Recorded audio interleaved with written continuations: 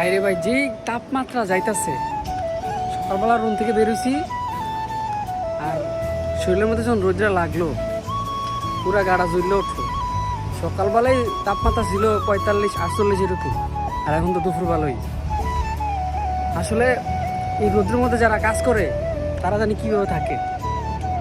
আমি এনে দোকানে একটা থাকি, কিন্তু এনে আমি রোদ্রে বেশি কাজ করি না। অবশ্য যারা রোদ্রে কাজ করে তাদের অবস্থা খুব কঠিন হয়। এই কয়েকটা মাস বেশি কষ্ট হয় আর কি। জুন মাস, জুলাই মাস, আগস্ট, এই 3-4 মাসের মধ্যে খুব বেশি গরম পড়ে। মানে এত বেশি গরম পড়ে, যারা বাইরে কাজ করে তাদের অধিকাংশ মানুষেরই নাকে মুখে রক্ত চলে আসে।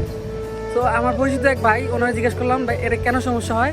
উনি বলতেছে ভাই এগুলা এইভাবেই, এটা ভয় পাওয়ার কিছু নাই, এটা কয়দিন হইব, তাপমাত্রার জন্য আবার ঠিক হয়ে যাবে। এই দেশে যারা আসে বা বেশি রোদের মধ্যে যারা কাজ করে তাদের এই ইফেক্টটা পড়ে আর কি। তো আমাদের গ্রামের মধ্যে অনেক সুন্দর সুন্দর জায়গা আছে, যেগুলো যেই জায়গাগুলোর মধ্যে বসলে খুব ঠান্ডা বাতাস লাগে, খুব শান্তির জায়গা আর কি। আর এখানে আপনি যেখানেই বসবেন, গাছের নিচে বসেন আর যেখানেই বসেন, যে গরম আবহাওয়া যে গরম হাওয়াটা আসে, এই গরম হাওয়াটাই সহ্য করা যায় না। তো লাজিম অবশ্যই সবাইকে এসির মধ্যে থাকতে হয়। এসিতে যারা কাজ করে তারা তো ভালোই, আর যারা রোদের মধ্যে কাজ করে তাদের অবস্থা খুব কঠিন।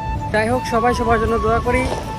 আমরা এই প্রবাসে আছি, তো আমরা যাতে আমাদের বাবা মার কাছে সুস্থ শরীরে ফিরে যেতে পারি, এবং আমরা সবাই ইনশাল্লাহ সফল হবো একদিন না একদিন।